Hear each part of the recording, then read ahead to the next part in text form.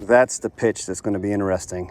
I'm at the top here of this very steep incline, and believe it or not, man, this idea.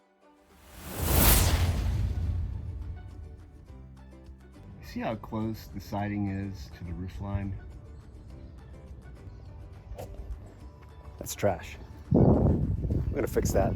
So the problem is that if you have a roof line with the siding right up against it, the water, even if it's HardiePlank, which is essentially concrete, if it sits in the water, it ends up rotting or decomposing faster than if you had a 1 inch or ½ inch or 3/4 gap between the bottom of the HardiePlank or the siding and the roof line.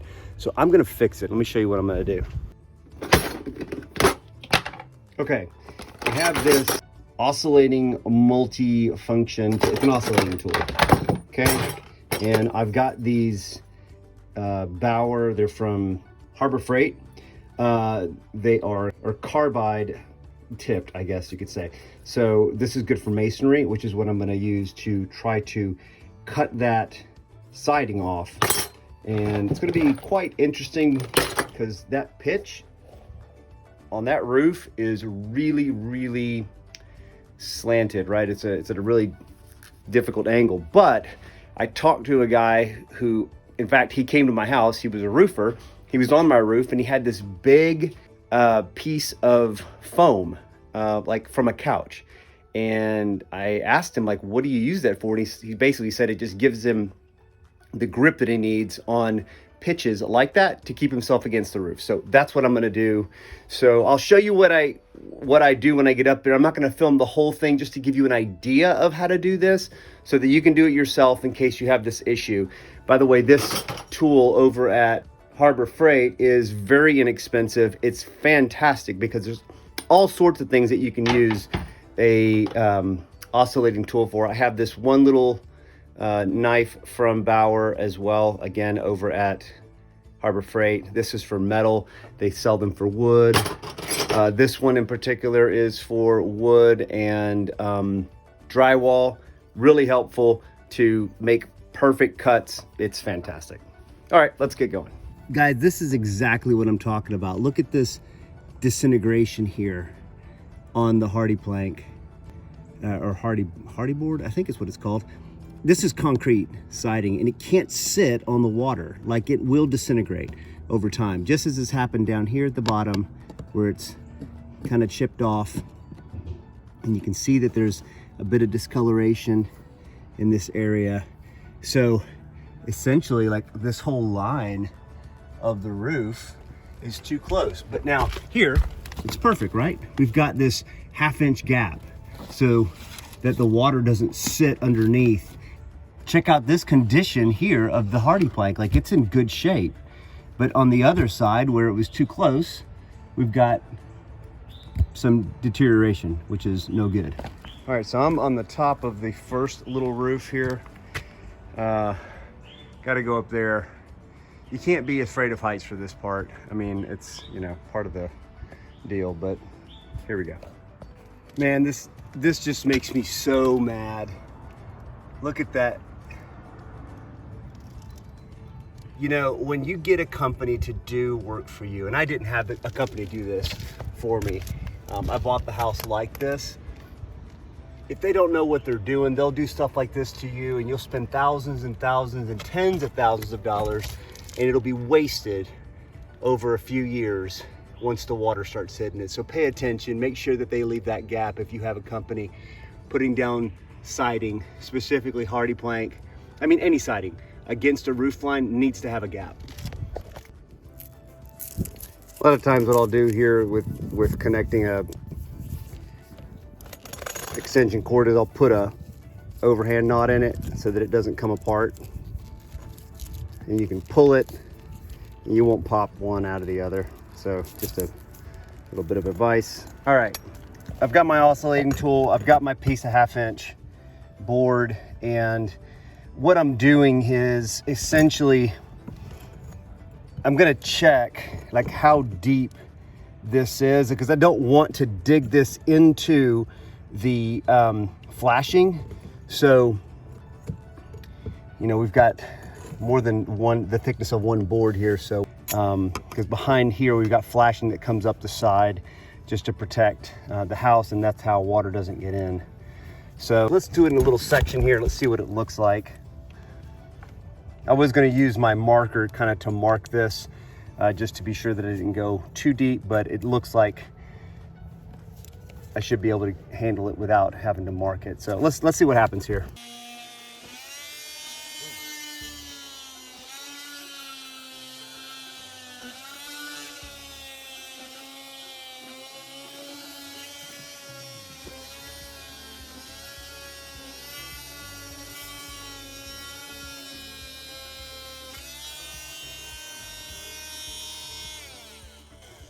All right, so let's see what we got. Look at that just falling apart. Look at that, oh my gosh. So frustrating. I'm just blown away that a company would do this.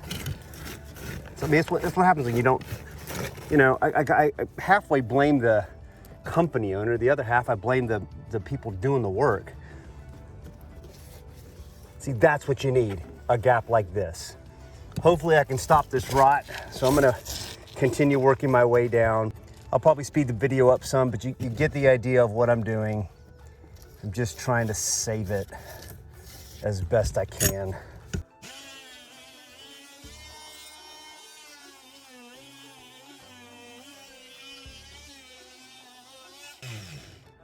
Also, what I'm, just so you know, I can kind of see the board back here.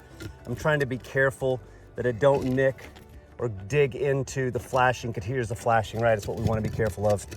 So I'm just keeping an eyeball back there as I'm going through. Make sure that, you know, once I pop through, I don't continue pushing.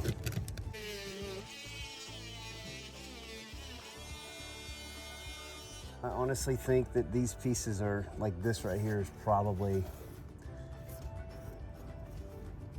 oh, so mad. I can't believe it. What a bunch of tools. So what I found was the easiest way really to score it and then continue to cut is not to sit here and try to dig it, you know, one little piece at a time, like cutting the whole thing. You really want to slide it back and forth along it, and it will score it and then continue to dig through as you just keep riding it back and forth, digging out. Little tip from your Uncle Alex. When you finally break through, you'll feel the kind of like a pop in. It's the best way I can describe it. It basically pops through the back and then it hits against the flashing. So like pull back at that point, right?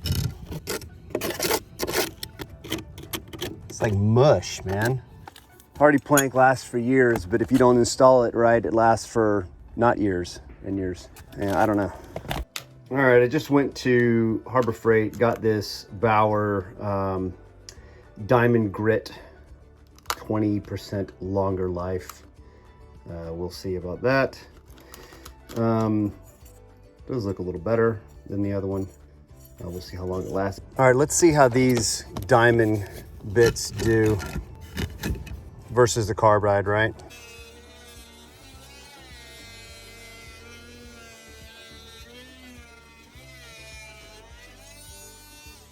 So it definitely cuts faster. Yeah, I'd spend the money. Go to Harbor Freight though, man. You know, this at Home Depot is almost $40. This one at Harbor Freight in Georgia was 14 bucks. So, yeah.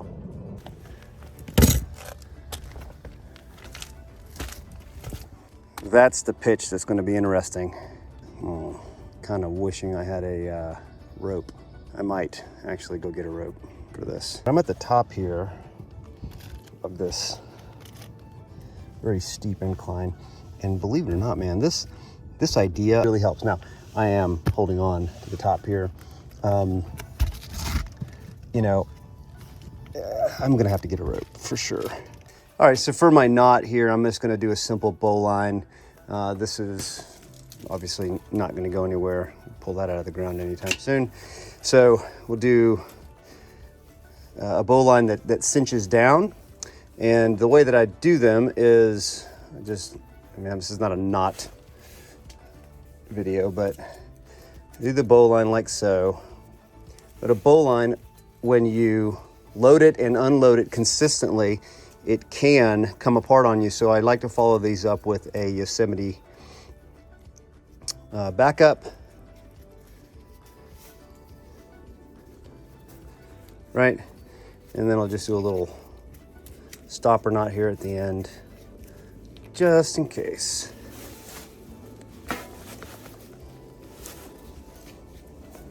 All right, up we go. And we'll just, that was a terrible throw, my apologies.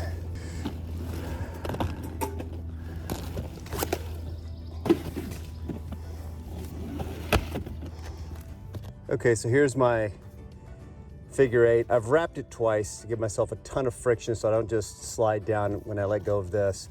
And then for safety, I'll do a half hitch here when I stop to work. I could back it up with a second if I wanted to, but there's so much friction on this right here that it's just not going anywhere. Yep, and now I'm on this side, working my way down. I knew that was going to happen, so went ahead and tied a little rope on there with a very simple and very useful constrictor knot. I've got another video on how to use this. This is fantastic. There's so many applications for it. All right, back to work. All right, so let's lower ourselves down just a little bit here.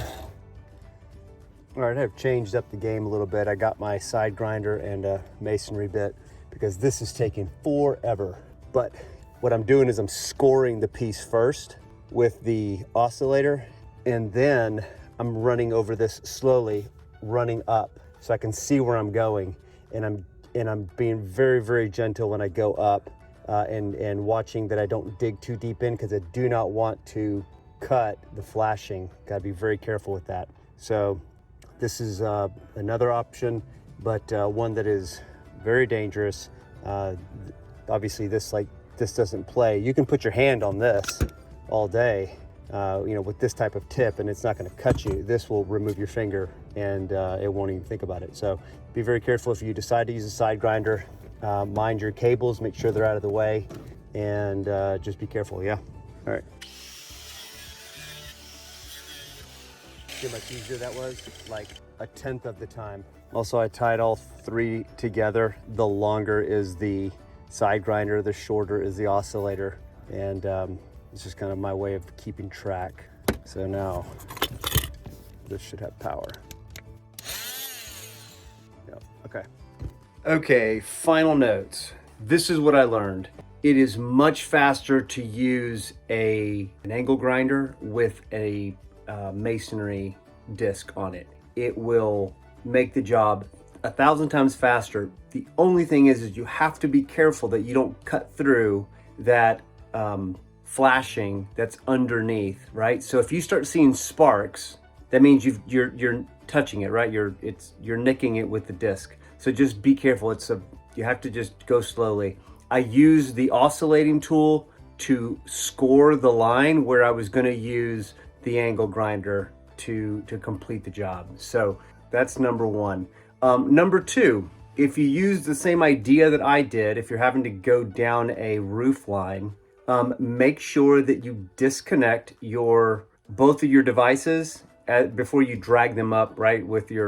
If you decide to drag them up. I did, because I got to the top, I was like, oh, my tools are still down there. So I dragged them up. My angle grinder actually caught one of the shingles and turned on. So then I had to go back down and disconnect it before I pulled it up. So that's another tip. It's definitely a great idea to go ahead and get, if you don't have a harness and a rope and a rappel figure eight, D-ring, get that stuff. Like, don't go trying to do this on a very steep roof without being tied in, because it's not worth it. Just be smart, right? Mitigate danger as much as you possibly can, right?